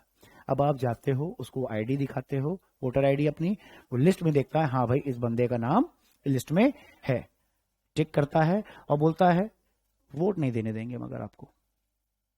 क्यों, क्या है, सुनो नाम है आपका, वोटर आईडी भी आपके पास वैलिड है, नाम भी है लिस्ट में, मगर उसने आपको वोट देने नहीं दिया, वोट देने नहीं दिया। क्या पता आपसे कोई रंजिश हो उसकी, हाँ, क्या पता उसको पता हो कि भाई आप ऐसे बंदे को वोट दोगे जो वो नहीं चाहता हो, जो भी है, मगर उसने क्या करा है, आपको वोट देने नहीं दिया। सीधी सी बात है। आप एक बात बताओ, वोट देने का अधिकार आपके पास था या नहीं था? वोट देने का अधिकार था, मगर उसने क्या करा है सर, इन्फ्रिंजमेंट हुआ। क्या मगर इन्फ्रिंजमेंट हुआ, इन्फ्रिंजमेंट की नहीं हुआ, इन्फ्रिंजमेंट ऑफ वोटिंग राइट्स हुए कि नहीं हुए, हुए कि नहीं हुए, लीगल डैमेज हुआ कि नहीं हुआ, लीगल इंजरी हुई कि नहीं हुई, लीगल इंजरी हुई है। लीगल इंजरी जब होती है हमारे साथ तो ऑब्वियस सी बात है, जहां हमको अधिकार मिलता है वहां हमको उसकी रेमेडी भी मिलती है, मिलती है, मिलती है। तो भाई क्या हुआ, आपका इन्फ्रिंजमेंट हुआ, उसको हम लोग बोलते हैं लीगल इंजरी हुई, क्योंकि लॉ ने आपको अधिकार दिया था। तो लीगल इंजरी, उसमें क्या होगा सर, आपका सिविल केस बनेगा, और आप कहां जाएंगे सर, सिविल कोर्ट में आप जाके अपना केस दर्ज करेंगे। यही होता है, यही होता है, ठीक है। चलिए भाई, चलिए, the person whose rights have infringed is mister X. Mister X है, और मिस्टर एक्स क्या बोल रहे हैं, मुझे इंसाफ चाहिए, मुझे क्या चाहिए, मुझे चाहिए इंसाफ, मुझे चाहिए इंसाफ। अब मिस्टर एक्स मान लेता हूं वही गए थे, ठीक है। तो मिस्टर एक्स के क्या हुए, राइट्स हैव बीन इन्फ्रिंज्ड। तो जिसके राइट्स इन्फ्रिंज्ड हुए हैं, ठीक है, जो केस फाइल करता है, मैं एकदम इजी लैंग्वेज में बोल रहा हूं, अभी लॉ लैंग्वेज में नहीं बोल रहा हूं, जो केस दर्ज करता है, ठीक है, सिविल केस को जो दर्ज करता है उसको बोलते हैं प्लेंटिफ, उसको क्या बोलते हैं, प्लेंटिफ। तो इन दिस केस जो मिस्टर एक्स है, जिनकी वोटिंग राइट्स इन्फ्रिंज हुई है, उनको क्या बोलेंगे, प्लेंटिफ। तो मिस्टर एक्स क्या फाइल करेगा, क्या फाइल करेगा, स्टेटमेंट एक फाइल कर रहा है containing the facts and relief sought, किसको, सिविल कोर्ट के। जो भी स्टेटमेंट मिस्टर एक्स या प्लेंटिफ फाइल करता है, कहां पे, सिविल कोर्ट में, उस स्टेटमेंट को हम लोग बोलते हैं प्लेंट, उसको क्या बोलते हैं, प्लेंट। तो मतलब क्या है, प्लेंटिफ फाइल्स दी प्लेंट। समझ आ रहा है, रिलेट कर पा रहे हो, प्लेंटिफ फाइल्स दी प्लेंट। और प्लेंट का मतलब क्या है, प्लेंट के अंदर क्या कंटेन होता है, क्या लिखा होता है, स्टेटमेंट कंटेनिंग द फैक्ट्स, कि क्या क्या हुआ है, एंड मुझे ये रिलीफ चाहिए, हो सकता है, समझ आता है। तो one who files the case known as plaintiff, और जो स्टेटमेंट कोर्ट में फाइल करता है, जो जैसे वो केस अपना दर्ज कर रहा है, उसको बोलते हैं प्लेंट, उसको बोलते हैं प्लेंट। आगे से आप ये नहीं बोलोगे डॉक्यूमेंट्स फाइल, ठीक है, ऐसा कुछ नहीं, क्या फाइल करेगा, प्लेंट, प्लेंट फाइल करेगा, ठीक है। अब he will mention in the, अब प्लेंट में क्या क्या लिखा होगा, प्लेंट खाली पेज थोड़ी दे देगा, लिखेगा ना उसके अंदर कुछ ना कुछ, ठीक है। अब प्लेंट में क्या क्या लिखेगा, देखो, his rights that have been infringed, वो बताएगा सर ये मेरा अधिकार था और इस अधिकार को इन्फ्रिंज किया गया, उसके बारे में लिखेगा। उसके बाद बताएगा cause of action, cause of action मतलब क्या, facts on the basis of which rights got infringe, अलग अलग फैक्ट्स बताएगा, अलग अलग पूरे फैक्ट्स बताया था, मैं वहां गया था, मेरे पास वोटर आईडी भी था, मेरा नाम भी था, फिर भी मुझे वोट देने नहीं दी गया, पूरा कॉज ऑफ एक्शन की, वो जो एक्शन ले रहा है उसके पीछे का कारण क्या है, समझ आ रही है।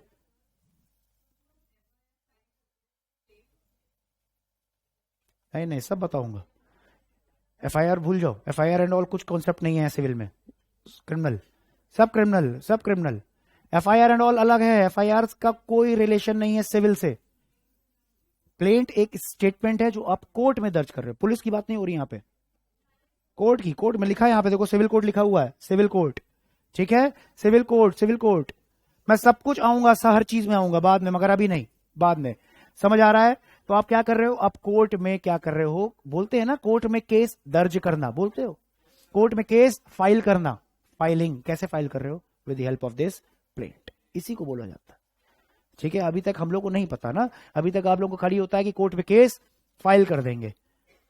कोर्ट में केस कैसे कर दोगे फाइल, कोई डॉक्यूमेंट ही प्रेजेंट करोगे ना कि मेरे साथ क्या हुआ, मैं क्या चाहता हूं, कैसे हुआ, उस डॉक्यूमेंट को बोलते हैं प्लेंट। समझ आ रहा है, समझ आ रही है। आगे से आप ये नहीं बोलोगे कोर्ट में केस फाइल कर देंगे एंड ऑल। क्या होता है कोर्ट में, बोलते हैं ना I will sue you, suit, अभी बताता हूं कैसे आए, कैसे वर्ड सूट यूज होता है। ठीक है, सुनो। तो क्या हुआ, उसने क्या करा भाई, मिस्टर एक्स ने प्लेंट फाइल करी है, प्लेंट पे उसने लिखा कि भाई मेरे ये राइट हर्ट हुए हैं, और बताया है कॉज ऑफ एक्शन, बताएगा कि सर ये फैक्ट्स हैं पूरे, इसमें पूरे उसके अंदर प्रिस्क्राइब करेगा कि क्या क्या चीजें हुई हैं, और लास्ट में एक और चीज लिख देगा, रिलीफ एक्सपेक्टेड, मैं चाहता क्या हूं, बताएगा। यही होगा ना, क्या हुआ मेरे साथ, कैसे हुआ, क्या क्या फैक्ट्स हैं, और मैं क्या चाहता हूं, यही तो है, और कुछ थोड़ी होता है, और कुछ भी है इसके अलावा, और कुछ होगा, यही चीज है। तो उसने ये सब चीजें मेंशन कर दी प्लेंट के अंदर, और क्या करा, कोर्ट फाइल कराया। क्लियर है। मैं आपको एक चीज बता दूं, प्रैक्टिकल चीज बताऊं, जो भी प्लेन्स एंड ये केस फाइल करते हैं ना, जो डॉक्यूमेंट्स है, ये कभी जज के पास डायरेक्ट नहीं जाता। आप जज को नहीं भेजते हो ये सब चीजें, कोर्ट में डायरेक्ट नहीं भेजते हो। हर कोर्ट में एक रजिस्ट्री होती है, ठीक है, हर कोर्ट की एक रजिस्ट्री होती है, वहां ऑफिसर्स बैठे होते हैं, तो जो आप जो फाइल करते हो प्लेंट एंड ऑल, पहले वहां जाता। समझ आ रही है, वहां से केस नंबर्स अलॉट होते हैं। ये सब अभी आपको नहीं पता चलेगा, ये सब आपको पता चलेगा कब, जब आप प्रैक्टिकली जब ट्रेनिंग करोगे ना जाके कहीं किसी लॉ फर्म्स में, हॉल में, तो आपका बॉस आपको जब कोर्ट लेके जाएगा तब आपको पता चलेगा वहां पे। समझ आ रहा है, क्लियर है। हम लोग बस यही बोलते हैं केस फाइल कर दिया कोर्ट में, तो कोर्ट की पार्टी है ना रजिस्ट्री, तो वहीं फाइल कर दिया। ठीक है, चलो फाइल हो गया भैया, मेरी तरफ से काम पूरा, मिस्टर एक्स की तरफ से काम पूरा हो गया कि नहीं, मिस्टर एक्स का काम पूरा हो गया, पहुंच गया कोर्ट में केस, मतलब फाइल हो गया। ठीक है, अब क्या होता है, now the court will call the person who infringed the right of the plaintiff and ask him, क्या बोलेगा, to give the written statement. उसको क्या बोलेगा, उसको बुलाएगा, उसको बुलाए कैसे, समन इशू होगा, वो पढ़ेंगे हम लोग। ठीक है, उसको बुलाया और उसको बोलेगा कि भाई साहब मुझे एक रिटन स्टेटमेंट फाइल करिए आप। रिटन स्टेटमेंट मतलब क्या, रिप्लाई फाइल करिए, एक क्या फाइल करिए, रिप्लाई फाइल के। वो क्या बोलेगा, देखो सिंपल सी बात है, क्या बोला, वो सिंपल बोलेगा, कोर्ट बोलेगा कि भाई आपके अगेंस्ट ये प्लेंट फाइल हुआ है, ये केस फाइल हुआ है, आपके ऊपर ये इन्होंने एलिगेशंस लगाए हैं। ठीक है, समझ आ रही है। भाई साहब एलिगेशन झूठे भी तो हो सकते हैं ना, हो सकते हैं कि नहीं हो सकते, हो सकते हैं। तो क्या बोलेगा कि ये एलिगेशंस हैं आपके ऊपर, आप अपना इसको देख के एक रिप्लाई फाइल करिए। समझ आ रहा है, उसको भी तो मौका देगा ना कोर्ट, की नहीं देगा, ऐसा थोड़ी आप कुछ भी बोल दोगे, मौका दूसरे को भी मिलेगा। समझ आ रहा है, आपका केस देखा तो उसके बाद क्या बोलेगा कि आप मुझे क्या दीजिए, ask him to give the written statement. और जो ये पर्सन है जिसके अगेंस्ट केस फाइल होता है, इसको बोला जाता है डिफेंडेंट, इसको बोलते हैं डिफेंडेंट। आता समझ, डिफेंडेंट उस केस में क्या करेगा, डिफेंडेंट क्या करेगा, रिटन स्टेटमेंट फाइल करेगा, और उस रिटन स्टेटमेंट को क्या बोलते हैं हम लोग, reply to the allegations. Reply to the allegations मतलब क्या है सर, ये रिप्लाई किसका है, reply to the plaint filed by the plaintiff. समझ आ रहा है, मौका दोनों को मिलेगा। समझ आती है, क्लियर है। उसका वो क्या करेगा, अपना रिप्लाई बनाएगा, जो भी है रिप्लाई बनाएगा, और कोर्ट में वो अपना फाइल कर देगा। अब हुआ क्या, हुआ क्या, कोर्ट के पास प्लेंट भी है एक पार्टी की, और कोर्ट के पास रिटन स्टेटमेंट भी है दोनों पार्टी की। समझ आ गया, कोर्ट अब उसको देखेगा, उसके बाद क्या होगा, उसके बाद कोर्ट की हियरिंग स्टार्ट हो जाएगी। उसके बाद क्या होगा, आर्ग्यूमेंट्स विल बी स्टार्टेड। ठीक है, प्लेंटिफ को मौका दिया जाएगा पहले कि आपको जो जो बोलना है बोलिए, अपने जो सबूत हैं आप लाइए, विटनेसेस हैं जो भी लाइए, एविडेंसेस हैं पेश करिए, जो भी बताना है। उसके बाद मौका देगा किसको, डिफेंडेंट को देगा कि अब आपको जो बोलना है अब आप भी बोलिए। ठीक है, आपके पास कोई सबूत है, विटनेसेस, एविडेंस जो भी है आप अपने लाइए, सब कुछ मैटर देखेगा। हाँ, और लास्ट में क्या होगा, लास्ट में क्या होगा, डिसीजंस आएंगे। यही है, यही होगा। तो मतलब जैसे ही ये दोनों चीज हो गई, ठीक है, उसके बाद सर क्या होता है, after this there will be a hearing. Court की क्या होगी, हियरिंग होगी। और हियरिंग में तीन चीजें आती हैं। हाँ, decree, orders and judgment. Decree, orders and judgment. Hearing के बाद ये चीजें होती है। समझ आ रहा है? अब जो ये तीनों वर्ड लिखे हैं, चाहे ये डिक्री लिखी है और ये जो ऑर्डर लिखा है और ये जजमेंट लिखा, इन तीनों का मतलब अलग है। मगर आज की डेट में अगर आज से आप पूछे तो आपको नहीं आएगा। आपके लिए क्या है? आपके लिए क्या है? लेमैन की लैंग्वेज बताओ, क्या है? जजमेंट। कोर्ट क्या? फैसला। कोर्ट का जजमेंट। यही है लेमैन में, मगर डिफरेंस है। समझ आती है दोनों में क्या है डिफरेंस? मैं आपको ऐसे ही बताता हूं, लिखा तो आगे बहुत कुछ अभी पढ़ा दूंगा, मैं आपको इन जनरल बता रहा हूं कहानी की तरफ से, ठीक है?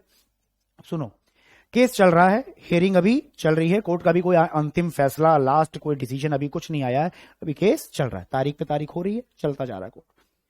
केस चलते चलते, केस को चलते चलते, जब केस चलते चलते क्या होता है, कोर्ट कुछ भी बोलता है, ठीक है, कुछ डायरेक्शंस देता है, कुछ बोलता है कि भाई आपको ऐसे करना है, आपको ऐसे अभी नहीं करना है, ये है वो है, बीच में बोलता रहता है, बहुत सी चीजें बोलता है, कुछ डायरेक्शंस देता है, ऐसे डायरेक्शंस देता है सो दैट लास्ट तक वो पहुंच जाए इजिली।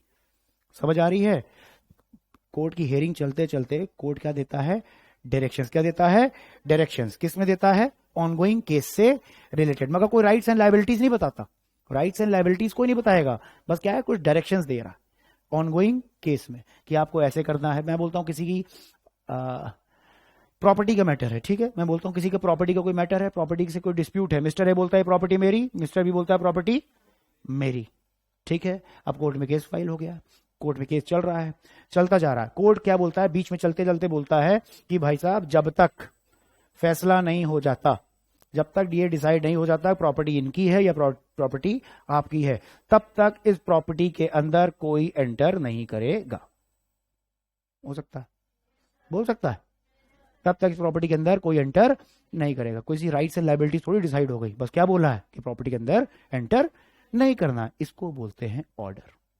ऑर्डर वो चीजें होती है जो किसी के, ऑर्डर क्या होता है कि किसी डायरेक्शन को देता है कोर्ट, और इसलिए देता है सो दैट आखिरी तक पहुंच जाया जाए, डिसीजन तक पहुंच जाया जाए। और ये ऑर्डर्स कभी भी राइट्स एंड लायबिलिटीज क्रिएट नहीं करते।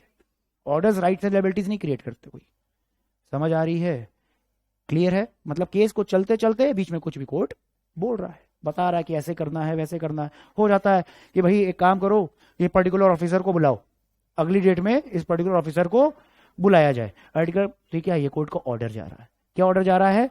कि अगली डेट में उस ऑफिसर को यहाँ पे बुलाया जाए। तो क्या इससे कोई राइट एंड लायबिलिटी डिसाइड होगी क्या? कुछ कोई डिसाइड हुआ नहीं। ये क्या है? ऑर्डर। समझ आ रहा है? ये कोई डायरेक्शन दे रहा है कोर्ट। आता है कि नहीं समझ? This is known as order. ठीक है, आता है समझ? क्लियर है? आगे चलते हैं। अब हो क्या रहा है कि भाई अब बात करते हैं हम, मैं बात करता हूं पहले आपकी जजमेंट्स की बात कर ले। चलो जजमेंट की बात करते हैं। जजमेंट क्या होता है? What is judgment? जजमेंट क्या है? जजमेंट मैं आपको इन सिंपल वर्ड में बताऊं। हाँ, जजमेंट क्या होता है? कोई डिसीजन से नहीं होता जजमेंट। जजमेंट क्या है?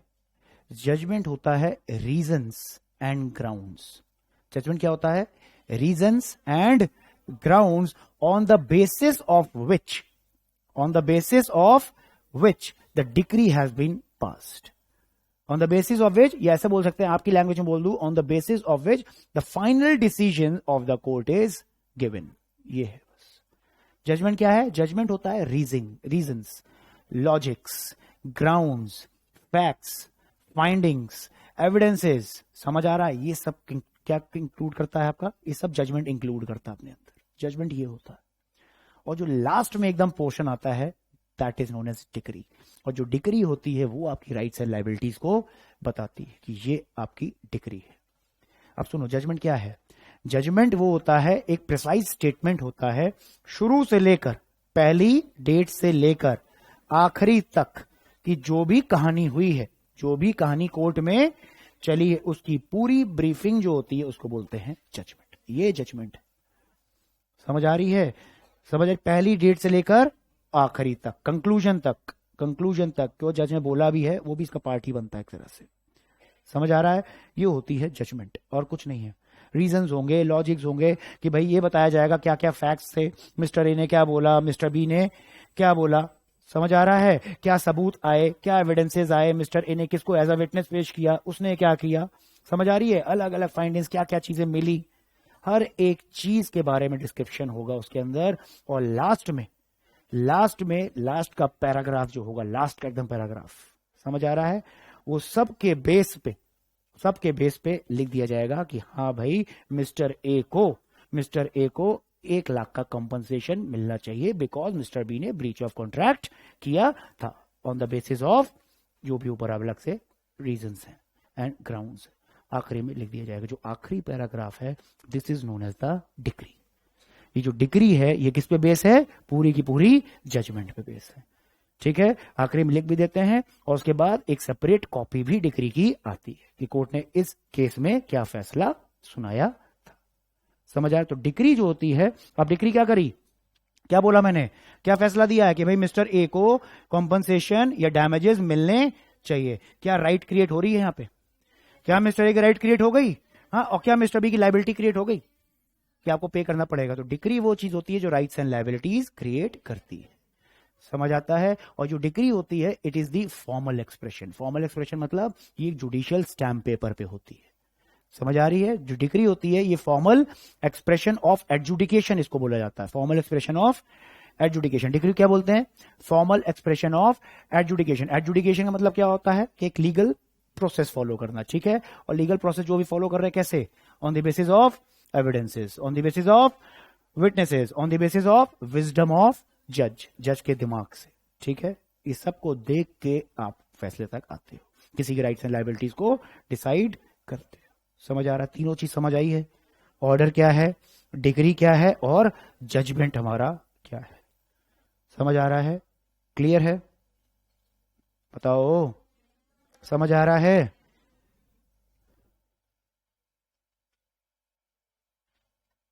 देखिए क्या लिखा, आफ्टर हियरिंग द जज गिव दी जजमेंट। जजमेंट दिया, और जजमेंट क्या लिखा है? It shall contain. यही आपके लिए इंपॉर्टेंट पॉइंट है। मैंने बताया ना क्या क्या उसके अंदर, देख लो वही चीज लिखी, इट शेल कंटेन। देखो क्या लिखा रहेगा, summary of the pleadings. Pleadings मतलब जो बातें चल रही हैं आपस में, आर्गुमेंट्स, उसको बोलते हैं प्लीडिंग्स। ठीक है, summary of the pleadings which is concise statement of the case. Concise, ठीक है, ब्रीफिंग करके, यानी पूरा कहानी नहीं, ब्रीफिंग करके हर एक चीज के बारे में बताया जाएगा आपको।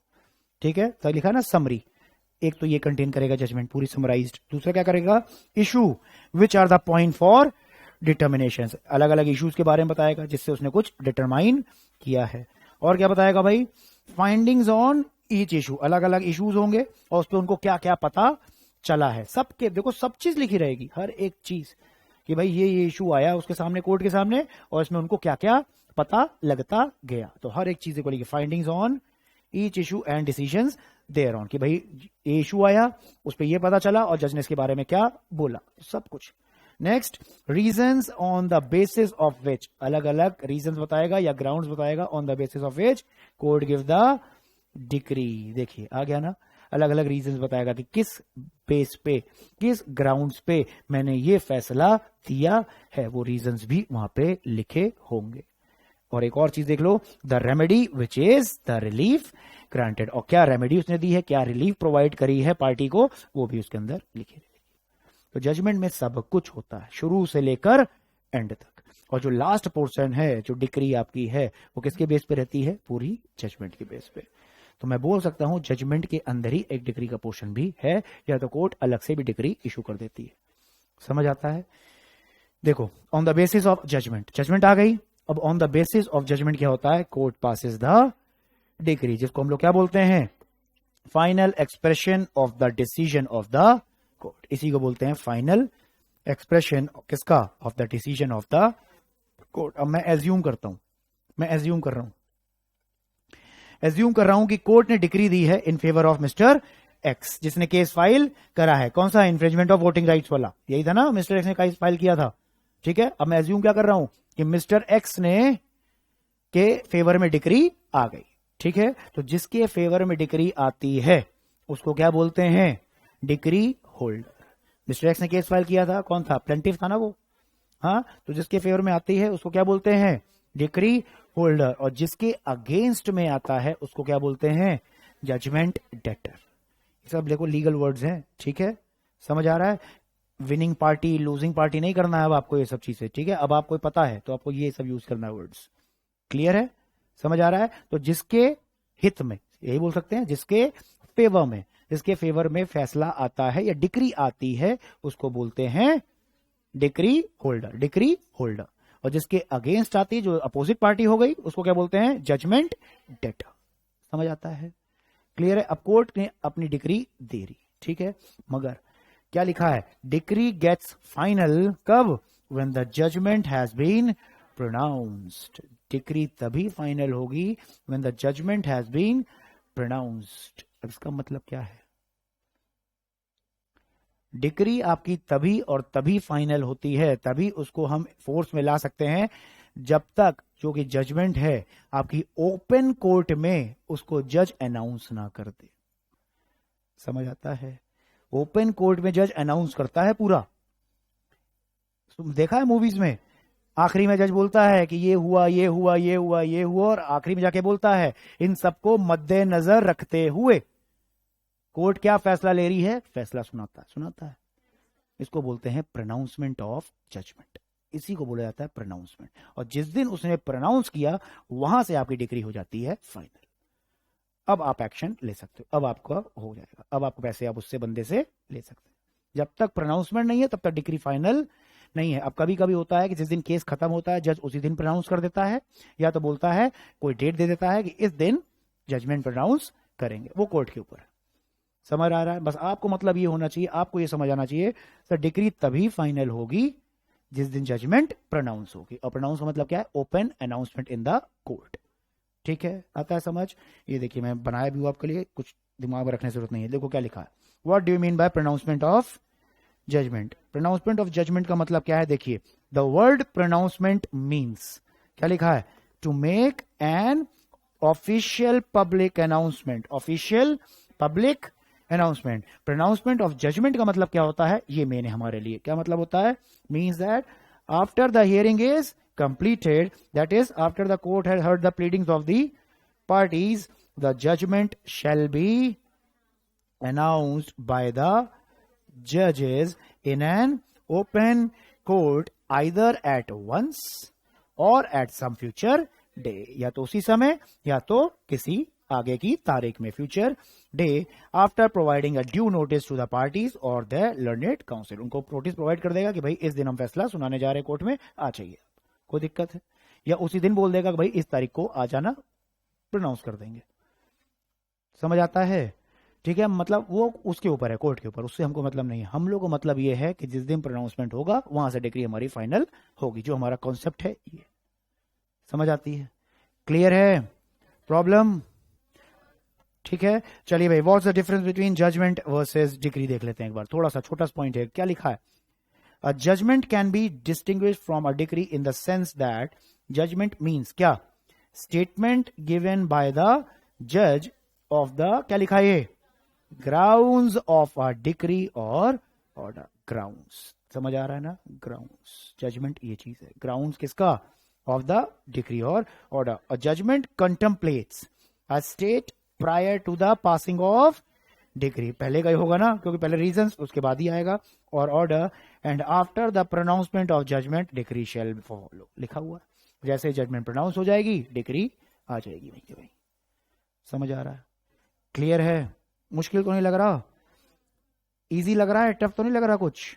हाँ, मैं कहानी की तरह समझा रहा हूँ पूरा, कि आप कहानी समझ लो। बुक में तो आएंगे, देखा जाएगा। कहानी समझ आ रही है? आ रही समझ? ये देखिए क्या लिखा, डिक्री, ऑर्डर, जजमेंट, जो जो मैंने आपको बोला है वही सब चीजें यहां लिखी हुई हैं आपके सामने। देखो क्या लिख रहा, डिक्री क्या है? Formal expression. क्या लिखा है? फॉर्मल एक्सप्रेशन किसका? Of adjudication. फॉर्मल एक्सप्रेशन का पहले मतलब बताइए क्या है? फॉर्मल एक्सप्रेशन अभी मैंने बोला है, फॉर्मल एक्सप्रेशन का मतलब क्या है? On judicial stamp paper. मतलब फॉर्मल एक्सप्रेशन का मतलब क्या हो रहा है? जो भी एक्सप्रेस होगा किस पे होगा? जुडिशियल स्टैम्प पेपर पे होगा। इसी को तभी बोला जा रहा है डिक्री क्या है? फॉर्मल एक्सप्रेशन है। फॉर्मली इसको एक्सप्रेस कर रहे हैं। फॉर्मली एक्सप्रेस का मतलब जुडिशियल स्टैम्प पेपर पे रहेगी। ठीक है,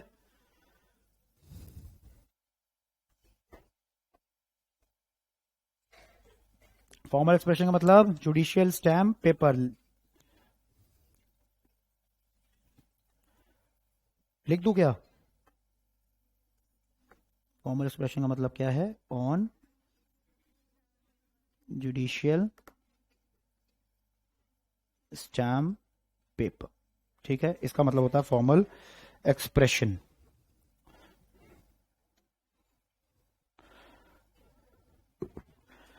और क्या है फॉर्मल एक्सप्रेशन ऑफ एडजुडिकेशन? क्या लिखा है formal expression of adjudication? By जज ऑफ राइट्स और लाइबिलिटीज ऑफ डिस्प्यूटिंग पार्टीज। मतलब क्या है? फॉर्मल एक्सप्रेशन किसका है? एडजुडिकेशन का। एडजुडिकेशन मतलब क्या होता है? एडजुडिकेशन मतलब देखो लिखा हुआ नीचे, एडजुडिकेशन मतलब on the basis of evidences, witnesses and wisdom of जज, ठीक है। एडजुडिकेशन वर्ड का मतलब क्या है? एडजुडिकेशन वर्ड का मतलब होता है लीगल प्रोसेस। कैसा legal process? Of resolving the dispute, ठीक है। एडजुडिकेशन मतलब क्या है सर? Legal process. कैसा प्रोसेस? किस लिए? Of resolving the dispute. अब जो भी प्रोसेस होगा उसका पार्टी बनेगा ना, एविडेंसेस, विटनेसेस, विजडम ऑफ जज, सब उसी का पार्टी तो बनेगा। समझ आ रहा है? तो फॉर्मल डिक्री क्या है सर? फॉर्मल एक्सप्रेशन है। किसका है? ऑफ एडजुडिकेशन, ठीक है। एडजुडिकेशन किसका? एडजुडिकेशन कैसे? आप कैसे एडजुडिकेट कर रहे हो? कैसे एडजुडिकेट करोगे? हाँ, on the basis of evidences, on the basis of witness, on the basis of wisdom of जज। जज अपना दिमाग भी लगाएगा, ठीक है। और किसका एडजुडिकेशन कर रहे हो? Of rights and liabilities. किसका कर रहे हो? ऑफ बाय जज ऑफ राइट्स एंड लाइबिलिटीज। किसकी? डिस्प्यूटिंग पार्टीज की, जिसके बीच में डिस्प्यूट है। एक का आप राइट बता दोगे, एक की आप लाइबिलिटी बता दोगे। इसी को बोलते हैं डिक्री। डिक्री, तो ये सबसे मेन इंपॉर्टेंट इसमें जो लाइन है वो है आपकी ये है राइट्स एंड लाइबिलिटीज। डिक्री हमेशा राइट्स एंड लाइबिलिटीज बताती है on the basis of witness, evidences, wisdom of जज। और कैसे बताएगा? ऑन, ये फॉर्मल एक्सप्रेशन रहेगा, ऑन जुडिशियल स्टैम्प पेपर रहता है। समझ आ रहा है? समझ आ रहा है? और जो डिक्री है, it forms the last part of the statement. एकदम कहां पे होती है? लास्ट में, ठीक है। मैं बोल सकता हूं डिक्री फॉलोज द जजमेंट, बोल सकते हैं डिक्री फॉलोज द जजमेंट, ठीक है। और ऐसे बोल सकते हैं judgment is the stage prior to the decree, बोल सकते हैं। तो आपके ऊपर है, जैसे ही लाइन आपको यूज करना चाहो वैसे आप कर सकते हो, ठीक है। अच्छा भाई, डिक्री ये है चीज है, डिक्री ये चीज है। अब क्या लिखा है? ऑर्डर क्या चीज है भाई?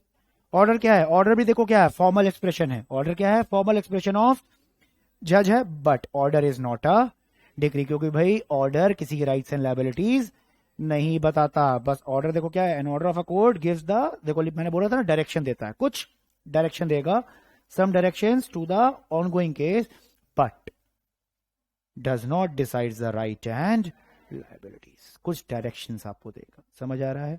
क्योंकि जो राइट्स एंड लायबिलिटीज बताता है उसको हम बोलते हैं डिक्री। राइट्स एंड लायबिलिटी जो नहीं बता रहा उसको डिक्री हम नहीं बोलो, नॉर्मल ऑर्डर है कोर्ट का, ठीक है। नॉर्मल कोर्ट का ऑर्डर, मगर रहेगा फॉर्मल एक्सप्रेशन ही रहेगा, स्टैम्प पेपर ही पे देख लो। समझ आ रहा है? क्लियर है? नेक्स्ट आपका क्या है? जजमेंट। जजमेंट क्या है भाई? जजमेंट क्या कंटेन करता है? Reasons and logic. मैं बोल दूं सर ये फैक्ट्स भी कंटेन करता है? करता है सर। ये एविडेंसेस भी करता है?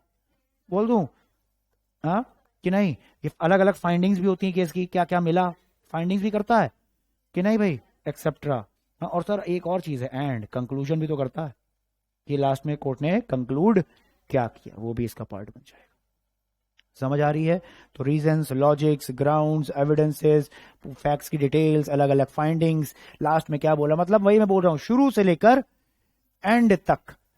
समझ आ रहा है? पूरी समरी जो भी हुआ है वो सब क्या है? आपका जजमेंट है, वो सब जजमेंट है। और इसी के बेस पे क्या आती है? डिक्री आती है कोर्ट की। समझ आ रहा है? देखो, judgment is written by the जज, क्या लिखा है? बिफोर राइटिंग अ डिक्री, और के लिखने से पहले जजमेंट होती है।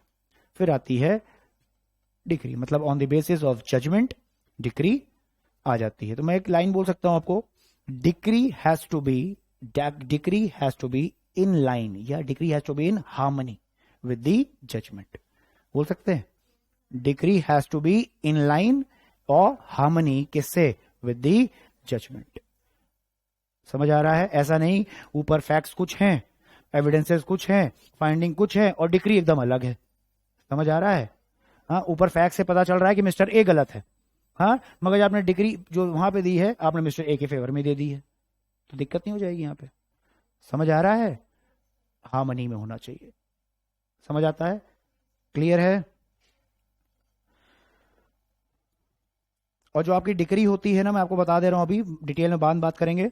जो डिक्री होती है दो तरीके की होती है, एक होती है आपकी प्रीलिमिनरी, ठीक है, एक होती है आपकी प्रीलिमिनरी और एक होती है आपकी फाइनल। दो तरह की डिग्री होती है, एक होती है प्रीलिमिनरी और एक होती है आपकी फाइनल। प्रीलिमिनरी डिग्री होती है कि बीच में ही कोर्ट का कोई फैसला आता है मगर अभी भी जो अपना केस है अभी कंप्लीटली डिस्पोज ऑफ नहीं हुआ है, ठीक है, और लास्ट में जो फैसला आएगा उसको तो हम फाइनल बोलेंगे ही बोलेंगे।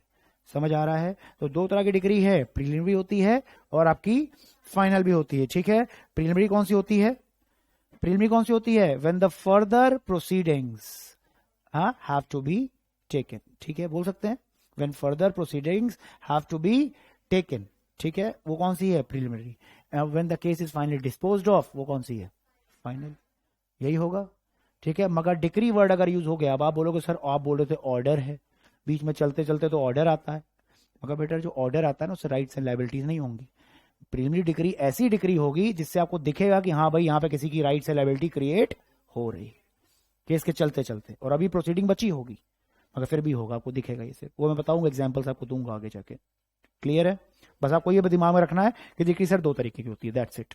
एक प्री, एक फाइनल। प्री कब होती है? जब प्रोसीडिंग अभी बची हुई है, और फाइनल कब होती है? जब केस इज क्लोज्ड। समझ आता है? क्लियर है? चलिए अब देखिए क्या है। कोर्ट की आ गई डिक्री या कोर्ट का आ गया ऑर्डर, जो भी ले लेते हैं, दो केस अलग अलग हैं। अब भाई डिक्री आई, एक के फेवर में होगी एक के अगेंस्ट में होगी। जिसके फेवर में है उसको कोई दिक्कत होगी नहीं भाई, वो हैप्पी, वो खुश एकदम, कोई दिक्कत नहीं है। मगर सर जिसके अगेंस्ट में आई है उसको दिक्कत होगी। हाँ, उसको बड़ी उम्मीदें थी कोर्ट से, उसको बड़ी उम्मीद थी कि रही भाई फैसला जो आएगा मेरे फेवर में ही आएगा, मगर होता क्या है उसके अगेंस्ट आ गया। अब जब भी कोर्ट का फैसला या कोर्ट की डिक्री जिसके अगेंस्ट में आती है उसको एक रेमेडी और एक ऑप्शन और दिया जाता है, वो है अपील। उसको क्या दिया जाता है? अपील, कि आप अपील फाइल कर सकते हो। और अपील का मतलब आपको पता है कि अपील का मतलब always and always in the superior court, पता है? अपील हमेशा कहां जाती है? ऊपर वाले कोर्ट में जाएगी, ठीक है। आई होप आपको पता होगा, कोर्ट सिस्टम की वीडियो याद होगी आपको, या मैं आपको पढ़ाया आपको याद होगा। समझ आ रही है? ठीक है, तो अपील है। अब देखिए डिक्री की बात करते हैं, ऑर्डर को भूल जाओ, अभी पहले बात करते हैं डिक्री की।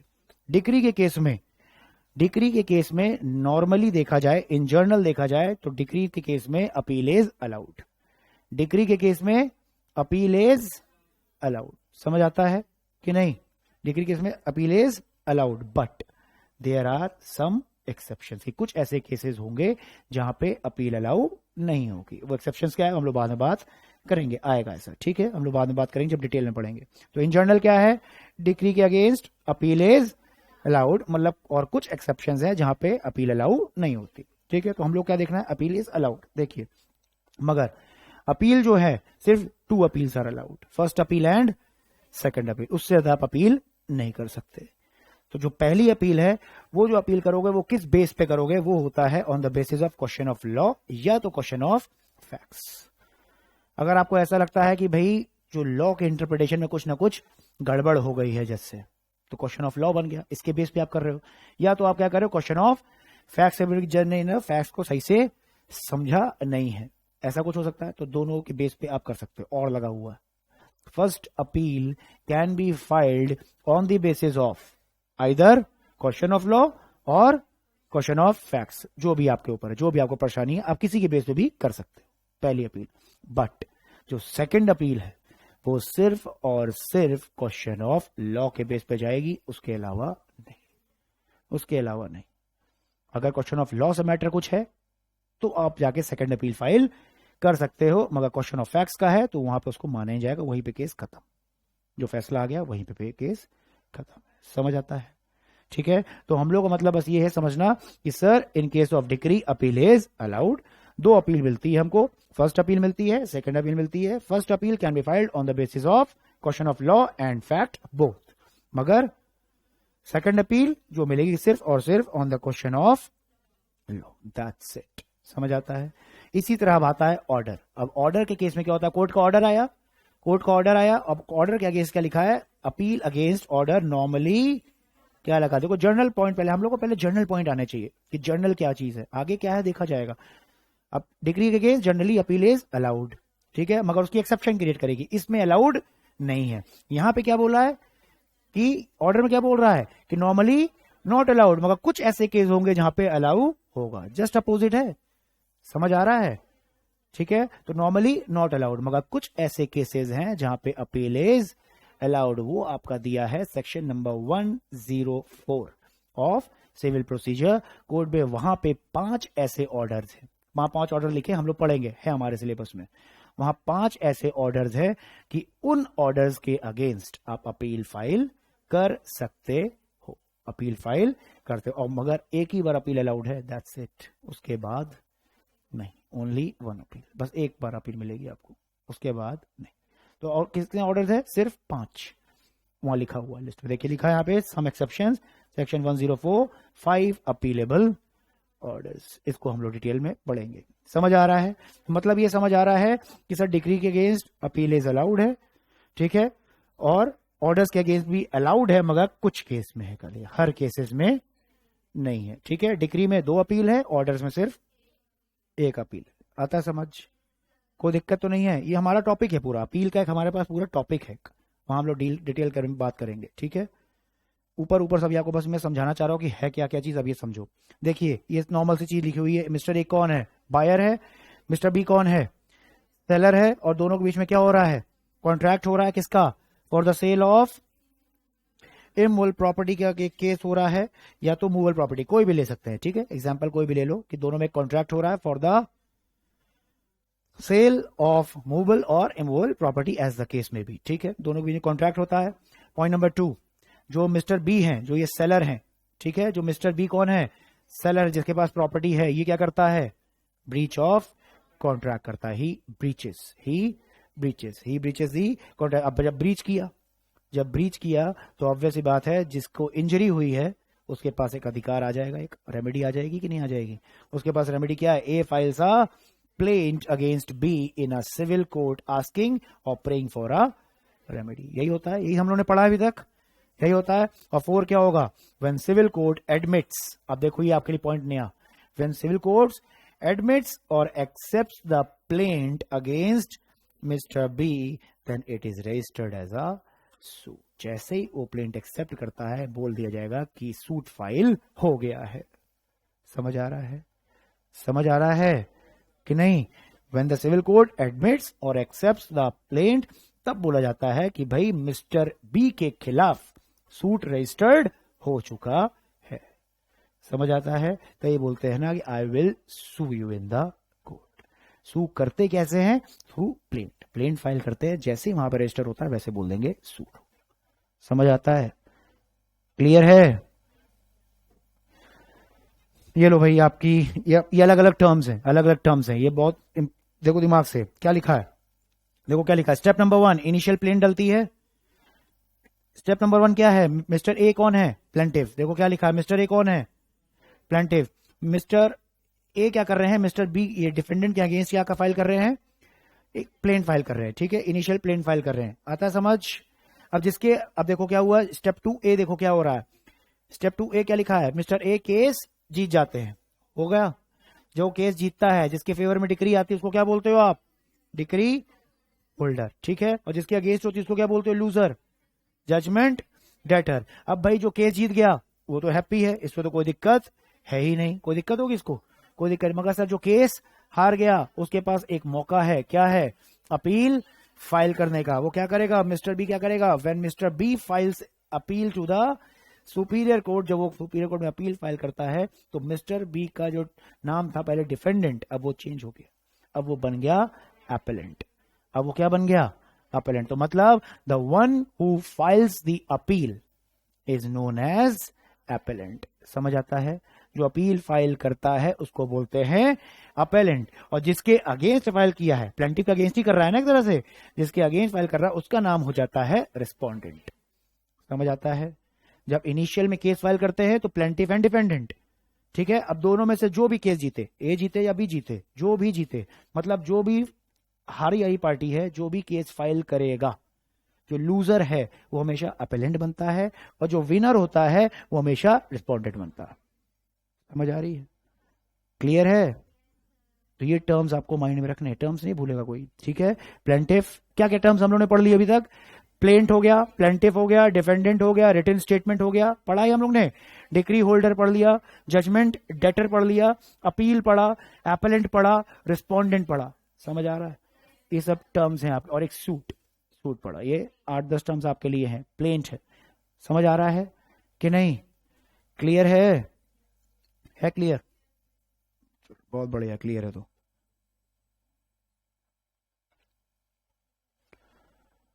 चलिए ठीक है।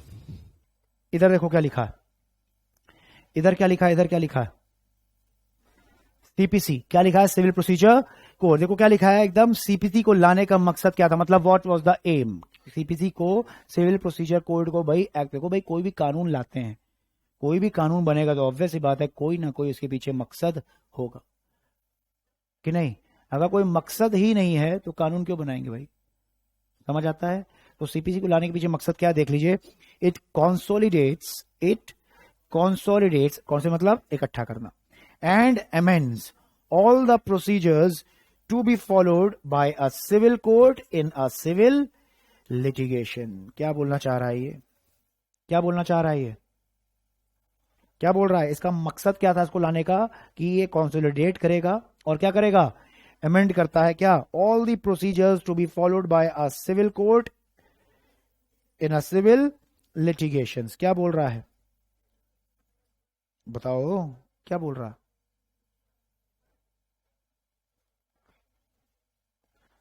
बताइए,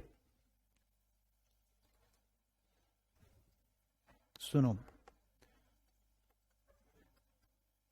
बिफोर 1859, 1859 से पहले there